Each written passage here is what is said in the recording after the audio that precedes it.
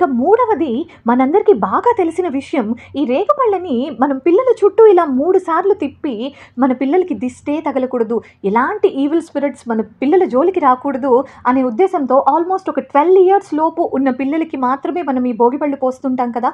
So ఈ 12 years లోపు ఉన్న పిల్లలకి మాత్రమే భోగిపళ్ళు ఎందుకు పోయాలి, పెద్దవాళ్ళకి ఎందుకు అవసరం లేదు, అండ్ దీని వెనుక ఉన్న మన పెద్దవాళ్ళు చెప్పిన సైంటిఫిక్ లాజిక్స్ ఏంటో చూద్దామా. మరి ఒక బేబీ మదర్ ఊమ్లో ఫామ్ అయినప్పటి నుంచి వాళ్ళ తల మీద ఎగ్జాక్ట్లీ స్కాప్ పైన మాడు భాగం అంటాం కదా, అక్కడ బ్రహ్మరంధ్రం అనేది ఉంటుందంట. యాక్చువల్గా పిల్లలు పుట్టాక కూడా ఆల్మోస్ట్ కొన్ని మంత్స్ వరకు మనం అది అబ్జర్వ్ చేయొచ్చు. ఈసారి గమనించండి, పిల్లలకి అప్పుడే పుట్టిన పిల్లలకి తలపైన పార్ట్, ఆ మాడు భాగం ఇలా పైకి కిందకి మూవ్ అవుతూ ఉంటుంది.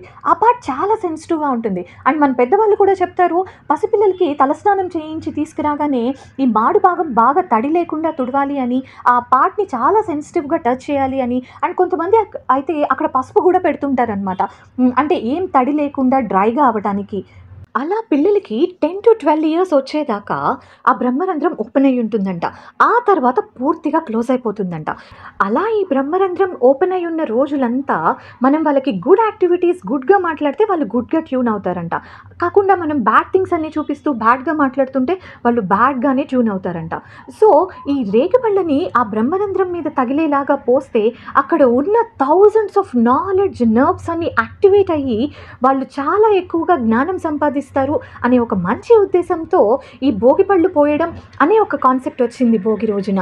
ఈ వీడియో చూసిన తర్వాత అయినా irrespective of the caste, race, religion, మీ ఇంట్లో కానీ ఎవరైనా చిన్నపిల్లలు ఉంటే షూర్గా భోగిపళ్ళు పోసేయండి.